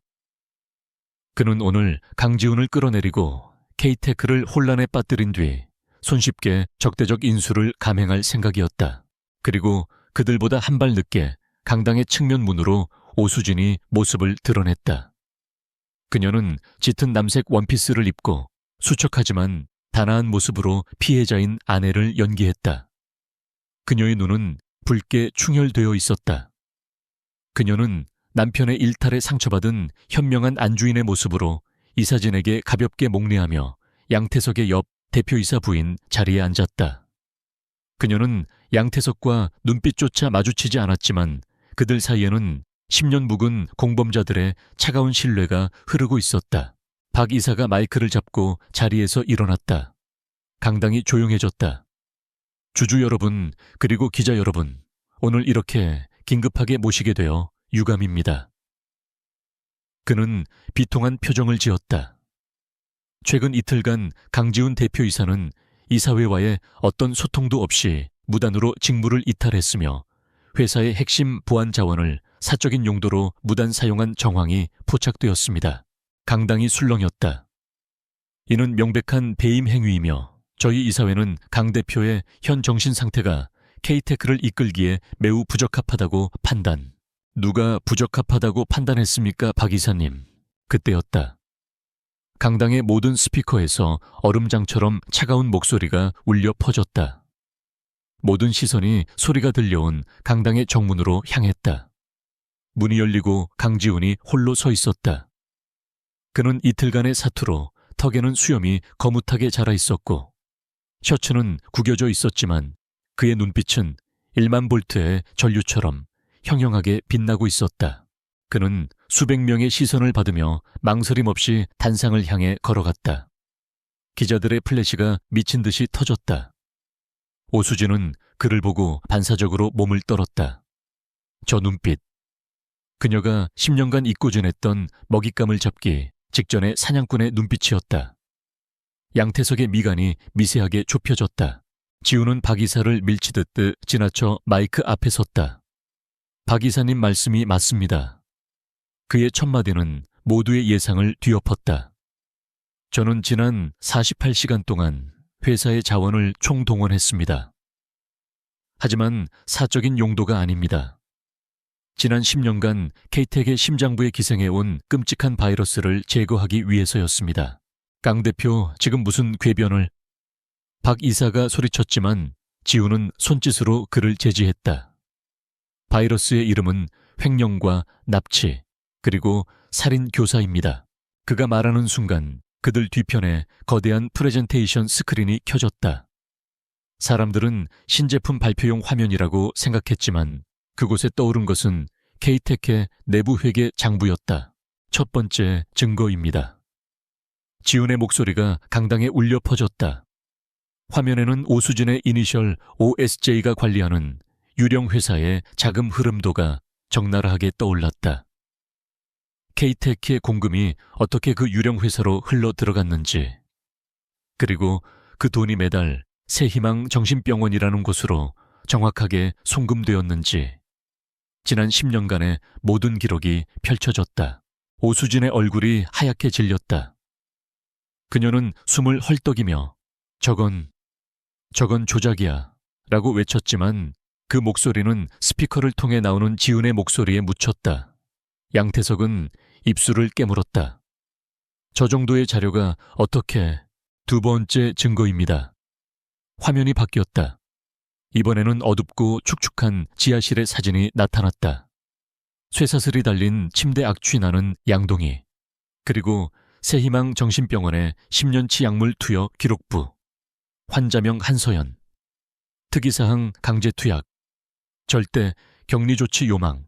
강당은 이제 경악을 넘어 공포에 휩싸였다. 한서연, 10년 전에 아이들 버리고 도망친 그 여자, 한 기자가 중얼거렸다. 도망쳤다고요. 지훈이 마이크에 대고 비웃었다. 그럼 이건 뭡니까? 화면에 오디오 파일이 재생되었다. 10년 전 양태석과 오수진의 통화 녹음이었다. 지훈이 태아그룹의 서버를 통째로 뒤져 찾아낸 그들이 승리를 자축하며 나눈 대화였다. 오수진 완벽해요. 편지는 책상 위에 뒀어요. 이제 그는 평생 그녀를 증오할 거예요. 양태석 수고했어. 그 여자는 이제 병원에서 평생 썩게 될 거야. 강지훈의 곁은 자네가 차지해. 오수진은 그 자리에 얼어붙었다. 10년 전 자신의 목소리. 그것은 완벽한 사형 선고였다. 양태석이 자리에서 벌떡 일어났다. 이건 불법 해킹으로 얻은 자료다. 증거, 효력도 없을 뿐더러 명백한 명예훼손이야. 당장 저 스크린 꺼. 보안팀 뭐해? 양태석의 개인 경호원들이 단상 위로 뛰어 올라오려 했다. 하지만 그들 앞을 K텍의 보안팀이 가로막았다. 최 팀장의 지휘 아래 그들은 인간 방패가 되어 지훈을 보호했다. 강당은 순식간에 아수라장이 되었다. 기자들은 이 엄청난 특종의 흥분에 단상으로 몰려들었다. 조작이라고 지훈이 혼란을 틈타 광기에 휩싸인 양태석을 향해 외쳤다. 당신들이 10년간 유령 취급했던 그 증거가 바로 이 자리에 와 있다면 어떻게 하겠습니까? 모든 소음이 멈췄다. 강당의 정문이 다시 열렸다. 휠체어를 탄 한 여자가 K텍 보안 요원들의 호위를 받으며 천천히 들어왔다. 그녀는 깨끗한 흰색 원피스를 입고 있었다. 10년의 지옥이 그녀의 몸을 망가뜨렸지만 그녀의 눈빛은 그 무엇보다 강렬하게 살아있었다. 그녀는 강당의 모든 빛을 빨아들이는 블랙홀처럼 자신을 망가뜨린 두 괴물을 똑바로 응시했다. 한서연이었다. 그 순간 오수진의 이성이 완전히 무너졌다.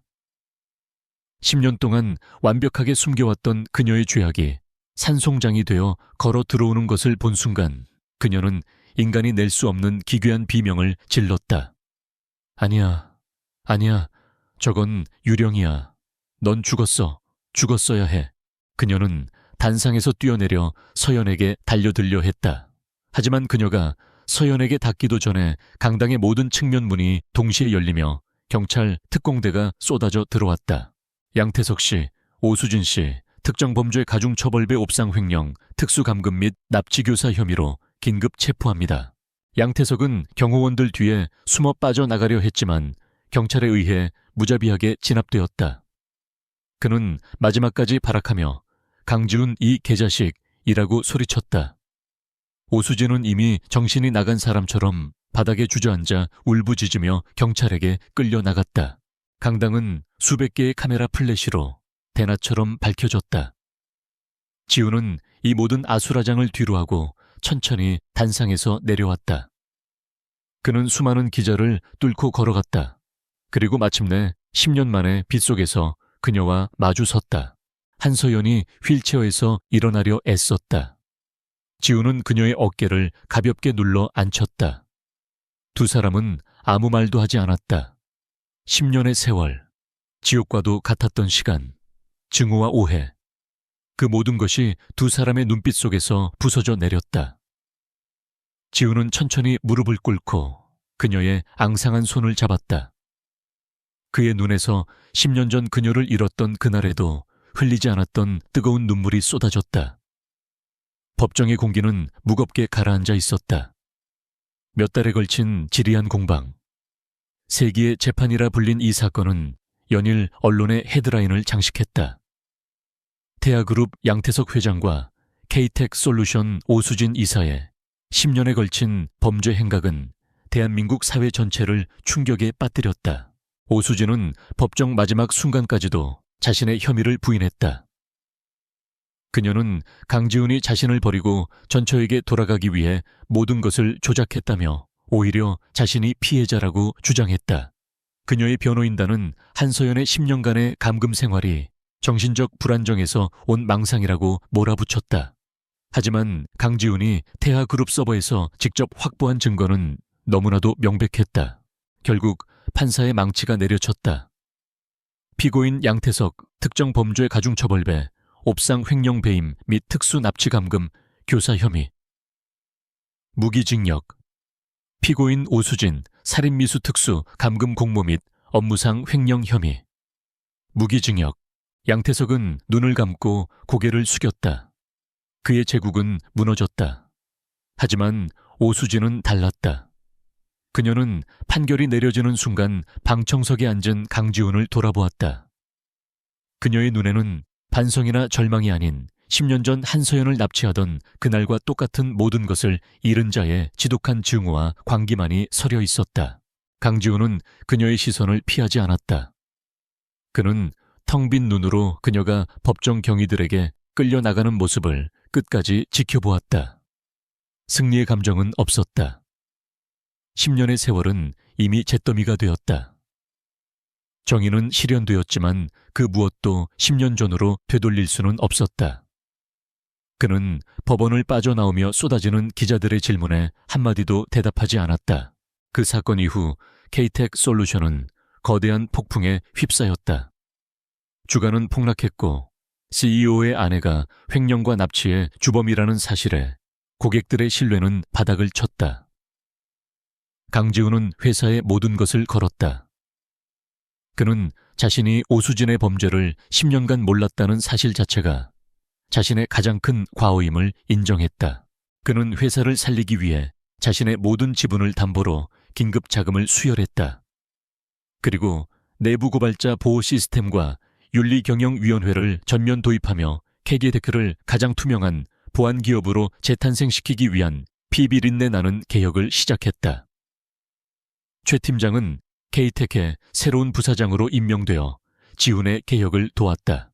하지만 강지훈에게 진짜 전쟁은 법정이나 회사가 아니었다. 그것은 집안이 집이라고 불렀던 공간의 잔해 속에서 시작되었다.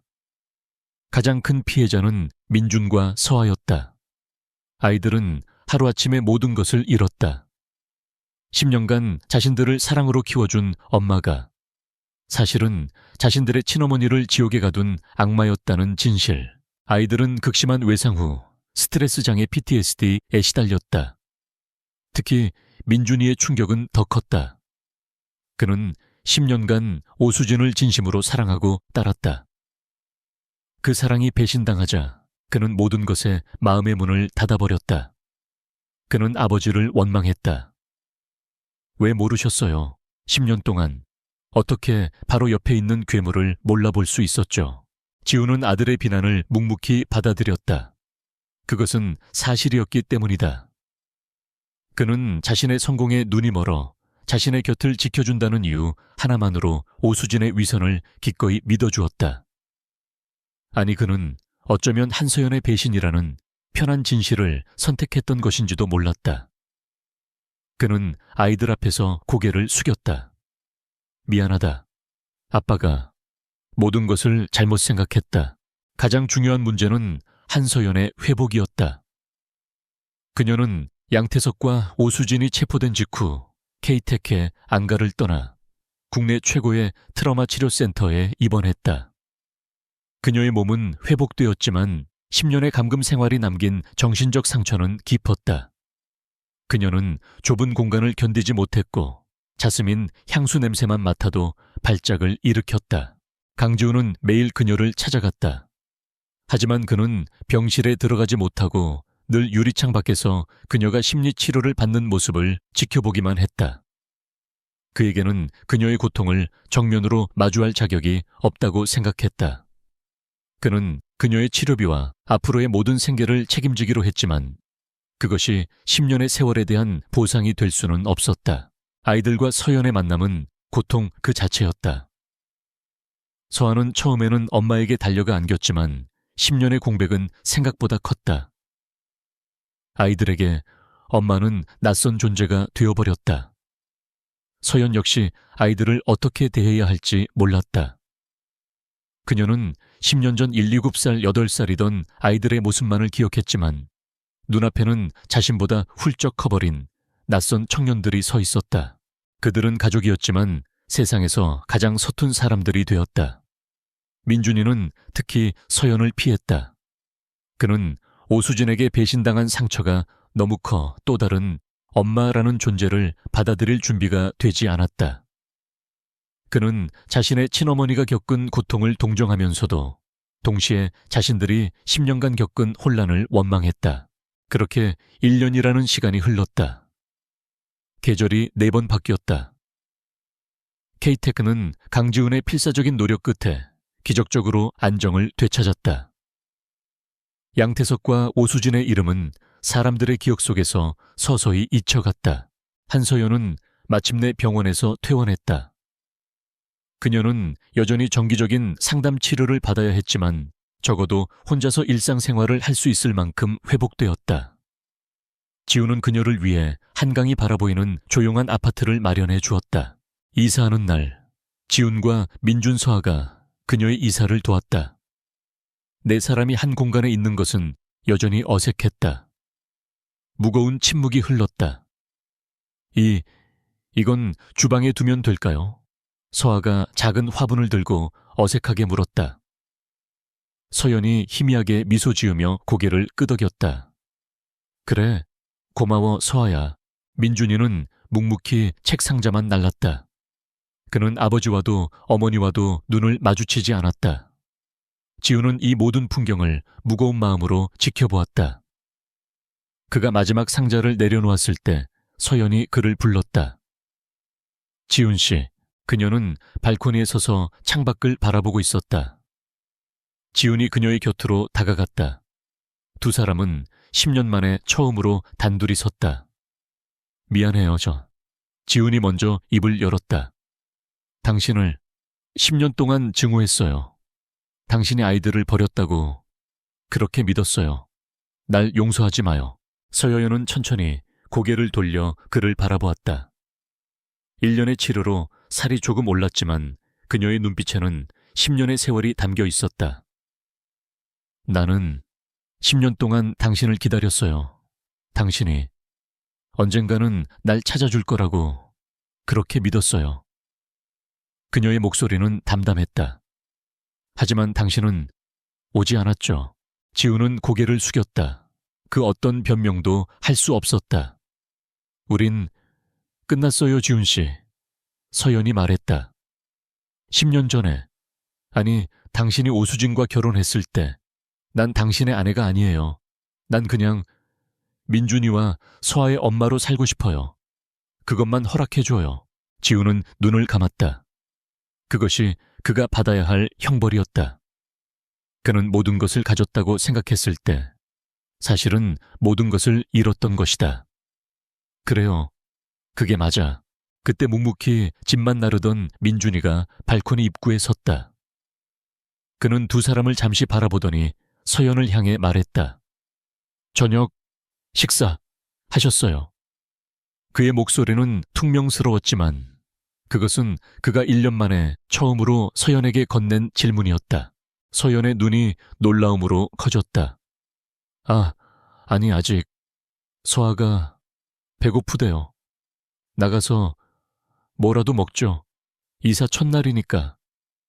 민주는 여전히 시선을 피한 채 말했다. 서아가 주방에서 얼굴을 내밀며 외쳤다. 나 짜장면. 서여연의 얼굴에 11년 만에 처음으로 진짜 미소가 번졌다. 그것은 슬픔도 고통도 아닌 아주 작고 연약한 희망의 미소였다. 그녀는 지훈을 바라보았고 이어서 민준을 바라보았다. 그래, 그러자. 짜장면 먹으러 가자. 지훈은 한 걸음 물러섰다. 그는 서연과 민준 그리고 서아 세 사람이 함께 현관을 나서는 뒷모습을 바라보았다. 그들은 더 이상 11년 전에 완벽했던 가족이 아니었다. 상처받고 부서지고 모든 것이 망가진 사람들이었다. 하지만 그들은 함께 첫걸음을 내딛고 있었다. 지훈은 깨달았다. 자신의 역할은 그들을 11년 전으로 되돌리는 것이 아니라 그들이 새로운 미래를 만들 수 있도록 멀리서 지켜보고 지원하는 것임을. 그는 발코니에 홀로 남아 창밖의 노을을 바라보았다. 10년의 지옥이 끝나고 긴긴 밤이 지나가고 있었다. 10년 전 아내를 잃었다고 생각했던 그날처럼 그는 또다시 눈물을 흘렸다. 하지만 이번의 눈물은 경악이나 분노가 아니었다. 그것은 끔찍한 진실의 무게를 받아들이고 자신에게 남겨진 속죄의 삶을 시작하는 참회의 눈물이었다.